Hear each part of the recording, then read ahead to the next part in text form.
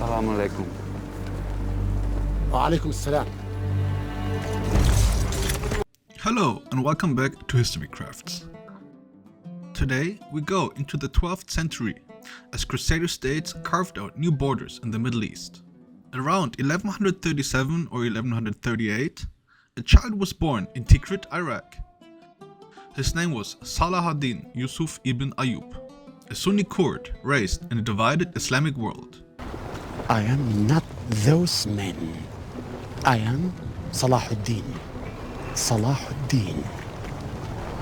He would grow into the man who turned the tide against the Crusaders. To some people, he is a restorer of faith and unity. To others, a brilliant tactician.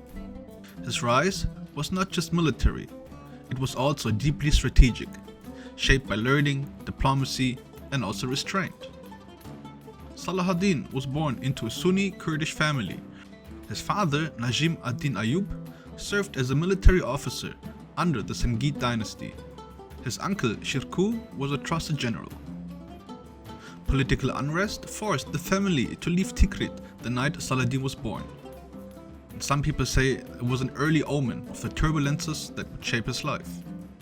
He was raised in Mosul, which is also Iraq, and later in Damascus. He was immersed in Islamic scholarship and political strategy.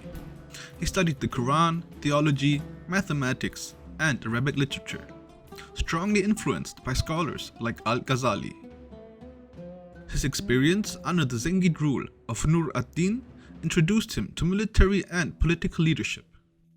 He observed Nur ad-Din's disciplined governance, commitment to jihad, and the ability to balance religious devotion with realpolitik, traits that deeply influenced Saladin's own leadership style. His service alongside his uncle Shirkuh in the Egyptian campaigns during 1164 and 1167 proved crucial. It was there that Saladin developed skills in logistics, diplomacy, and also military command. Though he was quiet and devout, his capabilities gained notice and was laying the foundations for his eventual rise to power. 2 years later, in 1169, Shirkuh died, and Saladin, then in his early 30s, was appointed vizier of the Fatimid Caliphate by Caliph al-Adid. A Sunni Kurd leading a Shiite regime was unprecedented, but Saladin quickly demonstrated political shrewdness, replacing unreliable officials and building a loyal base. He aligned Egypt with Sunni Islam, promoting the Hanafi and Shafi legal traditions. These schools of thought are two of the four main Sunni legal schools in Islamic jurisprudence. Hanafi being known for its emphasis on reason and flexibility, and Shafi for its focus on hadith and structured mythology. This realignment was part of a broader religious shift, as Saladin moved the region away from the Shiite Fatimid tradition and restored allegiances to the Sunni Abbasid Caliphate in Baghdad.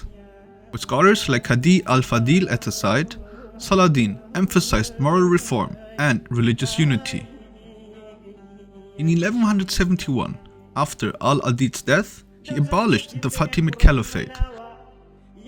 Under Nur ad-Din's authority, Saladin already governed with increasing autonomy. And this growing independence eventually caused tension with Nur ad-Din's heirs, who viewed the consolidation of power by Saladin with suspicion and concern. When Nur ad-Din died in 1174, Saladin seized the opportunity to consolidate power in Syria. Damascus welcomed him as a liberator. This was part due to the growing dissatisfaction with Nur ad-Din's successors and Saladin's growing reputation as a just and capable leader who could restore order and unity. Over the next decade, he brought the cities of Homs, Hama, Aleppo, and Mosul under his control, often through negotiation rather than fighting wars. Thank you for your visit. Not all welcomed his authority, of course.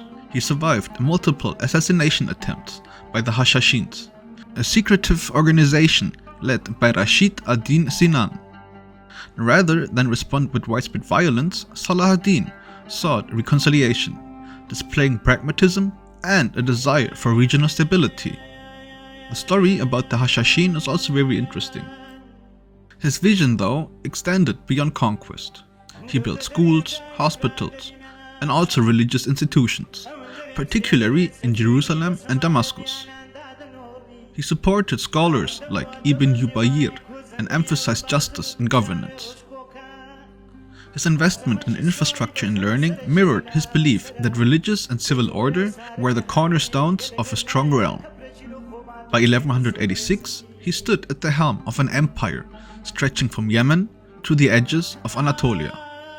1 year later, the truce between Saladin and the Crusaders collapsed after Reynald of Chatillon attacked the Muslim caravan, allegedly endangering members of Saladin's own family. It was no caravan. It was an army headed for Bethlehem to desecrate the birthplace of our Lord. Reynald, with the Templars, have broken the king's pledge of peace. Saladin will come into this kingdom. Tiberius knows more than a Christian should about Saladin's intentions. In response, Saladin declared jihad, often translated as struggle or effort in the path of God. In this context, it meant a military campaign to protect and reclaim Islamic lands. He mobilized one of the largest armies of that era. At the Battle of Hattin, Saladin executed a tactical masterpiece, cutting the Crusaders off from water and encircling their position. The Crusaders' army was annihilated. King Guy of Lusignan and other nobles were captured. Renan was executed by Saladin personally, a calculated act of retribution and also a message to his enemies. The tactic of encircling the Crusaders at Hattin not only secured a decisive battlefield victory, but also marked a turning point that significantly weakened the Crusader state's long-term military presence in the region. Denying the enemy access to water remains a textbook example of psychological and logistical warfare. Jerusalem then surrendered without prolonged violence, and Saladin allowed most Christians to ransom their freedom, forbade looting, and safeguarded holy sites. This was a big contrast to the Crusaders' massacre of 199, and this was not the first time he showed mercy. For example, the treatment of Alexandria and Damascus, where he offered pardons and often ensured protection for civilians. And many of you maybe know the famous film Kingdom of Heaven. This movie exemplifies how modern media has shaped the popular perception of Saladin. The biggest example is the scene between Saladin and Baldwin IV, the leper king of Jerusalem. This scene is actually the most famous one of the whole movie, I have to say. While no direct encounter is recorded, diplomatic contact between the courts was frequent. Baldwin, known for his courage despite his illness, earned Saladin's respect. Their relationship was shaped more by political strategy than personal connection, so they actually never met in real life. But still, the movie scene is pretty good.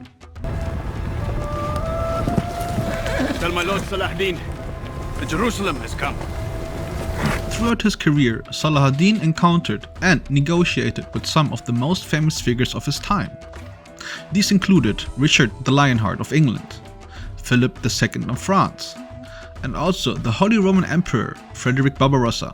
Among Muslim rulers, he frequently dealt with Nur ad-Din and the Abbasid Caliphate, like I said. His interactions were not limited to war. They were also marked by diplomacy, strategic truces, and mutual respect. The fall of Jerusalem prompted Europe's monarchs to act. The Third Crusade launched in 1189 and was led by King Richard I of England. And also, Philip II of France and Frederick Barbarossa took part in it. While Barbarossa drowned en route and Philip returned to France, it was just Richard who was left to face off with Saladin. This was actually a recurring theme during these crusades, right? I mean, you have to imagine, most of these people came from France, Germany, Italy sometimes. And then they were on horses, on feet, just traveling for months and weeks, and then, didn't have food, whatever, were in battles. I mean, I wouldn't do that. It's probably horrible. So, it was only Richard left to lead the Third Crusade. And he recaptured several coastal cities, including Acre and Jaffa. The military encounters were fierce, most notably at the Battle of Al-Suf on September 7, 1191, where Saladin's forces were pushed back, but not broken. Despite being adversaries, Richard and Saladin corresponded respectfully, even exchanging gifts and horses. Their negotiations culminated in the Treaty of Jaffa in 1192, permitting Christian pilgrimages to Jerusalem while maintaining Muslim sovereignty. Saladin famously said of Richard, "He is truly a great king and a valiant knight." Saladin then returned to Damascus, as he was worn out from the years of campaigning. He died not much later, on the 4th of March in 1193, at an age of 55. Despite ruling vast lands, his wealth was so depleted from charity, a reflection of his values, that there was barely enough for his burial. This humility in death set an example for future Muslim rulers, and became an integral part of his enduring legacy. He was laid to rest beside the Umayyad Mosque. The modesty of his death stood in the stark contrast to the power and prestige he once held. Interestingly, in 1898, German Emperor Wilhelm II honored him with a marble sarcophagus. Today, Saladin's name is still remembered across cultures and history, revered as a symbol of unity and justice in the Islamic world, but also admired as a paragon of noble leadership. He met kings, commanded armies, and shaped the region, yet he chose to live life simply and serve with dignity. But why does Saladin still inspire? Because in a time of brutality, he chose mercy. In an age of ambition, he embodied honor, and as he once said, "Nothing hurts me more than the sight of the oppressed and the injustice of the tyrant." What do you think about Saladin? Share your thoughts in the comments. And I hope you enjoyed this video and maybe also learned something new. If you have more information about Saladin, please let me know in the comments. If you want to support the channel, leave a comment, leave a like, and subscribe if you haven't already. And as always, this is HistoryCrafts, where history crafts itself.